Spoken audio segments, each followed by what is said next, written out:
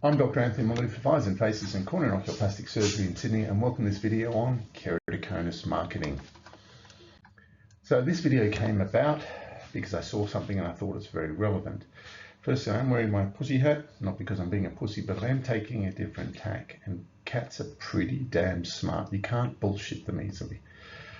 So this video is on keratoconus, and I was operating one day and I saw in the operating room a brochure on keratoconus, and I thought, oh, that'd be good, maybe help the patients. But what it turned out to be was marketing, and marketing is often, this may be conceived as a cynical approach, but marketing is often selling you things you don't want, I apologize, but turning them into needs. Unfortunately, it's making the unsellable desirable. Yes, it's cynical. It all originated a long time ago with Edward Bernays. You can look that up. So I'm going to get onto this brochure and let's go through it. Firstly, keratoconus, your eye condition explained. Very promising. Just to remind you, keratoconus is a description for a disorder, and that disorder arises from rubbing, and you'll see from this one where they're explaining keratoconus, the front of the eye, right front, is a round lens, and if you rub, you stretch it and distort it and get a conical shape, which they've illustrated down the bottom, giving you some brief symptoms. All well and good. Got a lovely lady here asking a question, which we all ask, why me, does it run in my family, etc. All very good so far. Excellent. Next it goes on to treatment. It says you can wear glasses or contact lenses, and then it jumps straight into something called cross-linking, and then scares you by saying if severe corneal transplant may be required. And it's got a lovely demonstration of, illustration, of the concept of cross-linking, which we can do in metallurgy, but really the concept of cross-linking in human tissues, it's a word to describe something else, which is basically light-induced scarring. And so it straight away gets into cross-linking. What it's done through neurolinguistic programming, talking directly to your subconscious, it's equated keratoconus with cross-linking. So it's blurred them.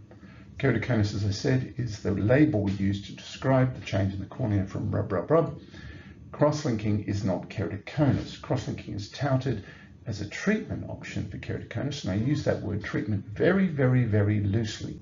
I consider it more of an intervention and procedure, the indication for which it does vary.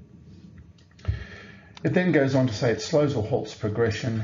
You know, we talk about it slowing or halting progression, and then strengthening, and I'm very cautious about that. Studies don't actually show strengthening. You can try and feign it, but if you actually look at what we have as the limits to determine strengthening, there's very little change. Yes, it is minimally invasive. Proven safety and efficacy, it depends how you define them. We've heard a lot about safety and efficacy for things that aren't safe nor efficacious.